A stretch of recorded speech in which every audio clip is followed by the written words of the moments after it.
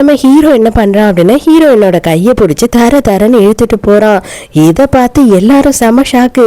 இங்க என்ன நடக்குது அப்படின்னு சொல்லிட்டு எல்லாரும் பார்த்துக்கிட்டு இருக்காங்க. ஐயோ, நான் வளையல் போட்ட நேரம் அவளும் என் வீட்டுக்கு மருமகளா வந்துருவாளோ, அந்த நல்லது நடந்துருமோ, எனக்கு அவளை ரொம்ப பிடிச்சிருக்கு அப்படின்னு சொல்லி அம்மா சந்தோஷப்பட்டுட்டு இருக்காங்க. இங்க ஹீரோ என்ன பண்றான் அப்படின்னு பார்த்தா அவளை தனியா கூட்டிட்டு வந்து பேசலாம் அப்படின்னு வரதுக்குள்ள ஹீரோயின் சொல்றா, ஐயோ எல்லாரும் எதிர்க்கையும் இந்த மாதிரி எல்லாம் நடந்துக்காதீங்க, எனக்கு புரியுது, நான் பார்க்க ரொம்ப அழகா இருக்கேன், ரொம்ப அட்ராக்டிவா இருக்கேன் அப்படின்னு சொல்லிட்டு, ஆனா அதுக்காக அப்படின்னும் போது ஆமா நீ இதுக்கு தானே ஆசைப்பட்ட அப்படின்னு சொல்லிட்டு ஹீரோ கழுத்துல ஒரு மொத்தம் கொடுத்துட்றான்.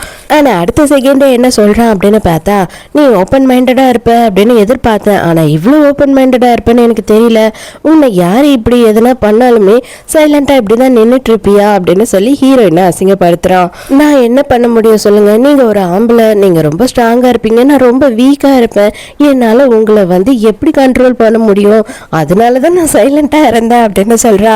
இப்பதான் கொஞ்ச நேரத்துக்கு முன்னாடி 5 பிளாக் பெல்ட் வாங்கினேன்னு சொன்னா, இப்போ அப்படியே இரும்பி சீனெல்லாம் போட்டுக்கிட்டு இருக்கா. இதை பாரு, நீ யாரு, எப்படிப்பட்டவ, எந்தெந்த சீனுக்கு எப்படியெல்லாம் மூஞ்ச மாத்துவேன்னு எனக்கு நல்லாவே தெரிஞ்சிருச்சு, மரியாதையா என்னோட பிரேஸ்லெட்டை கொடுத்துட்டு இங்க இருந்து கிளம்பு அப்படின்னு சொல்லும் போது, ஐயோ இவெல்லாம் என்னவோ சாமியார் ஆகணும் அப்படின்னு சொல்றான், ஆனா இவ்வளோ மோசமா பேசுறான், அடுத்தவங்களை இவ்வளோ ஹர்ட் பண்றானே அப்படின்னு சொல்லிட்டு இவளுக்கு கோவம் தான் வருது ஹீரோ மேல.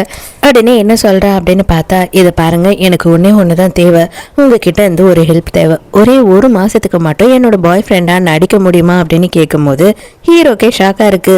எங்க அப்பா அம்மா என்ன பண்ணிட்டாங்க அப்படின்னு பார்த்தா, எனக்கு ஒருத்தன் கூட என்கேஜ்மெண்ட் பண்ணிட்டாங்க, அவனை எனக்கு ரொம்ப பிடிக்கவே இல்லை, அவன் ரொம்ப மோசமானவன், அது மட்டும் இல்லாமல் பொம்பளை பொறுக்கி, அதனால நீங்கள் எனக்கு 1 மாதம் மட்டும் பாய் ஃப்ரெண்டாக நடிச்சிங்கன்னா எப்படியாவது அவனை நான் கழட்டி விட்டுடுவேன் அப்படின்னு சொல்லும் போது, நீ எதுக்கு என்ன சூஸ் பண்ணுற அப்படின்னு கேட்குறான். பணக்காரனா இல்லைன்னா எங்கள் வீட்டில் ஒத்துக்க மாட்டாங்க, அது மட்டும் இல்லாமல் நீங்கள் ரொம்ப நல்லவர அப்படின்னு சொல்லிட்டு உங்கள் தம்பி பொண்டாட்டி சொன்னா, அது மட்டும் இல்லை நீங்கள் கண்டிப்பாக என்னை தொல்லை பண்ண மாட்டீங்க, சொன்ன மாதிரி நீங்களே 1 மாதத்தில் என்னை விட்டுட்டு போயிடுவீங்க, அந்த ஒரு நம்பிக்கையில் தான் சொல்கிறேன்.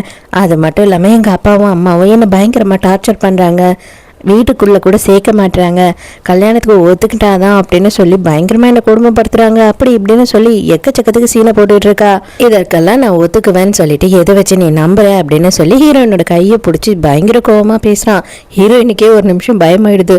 ஐயோ சடனாக ஏன் இவ்வளோ கோவப்படுறான் அப்படின்னு யோசித்துக்கிட்டே இருக்கா. ஒட்டு கேட்டுட்டு இருந்த பெஸ்டியோட புருஷனும் நேராக உள்ள விழுறாங்க.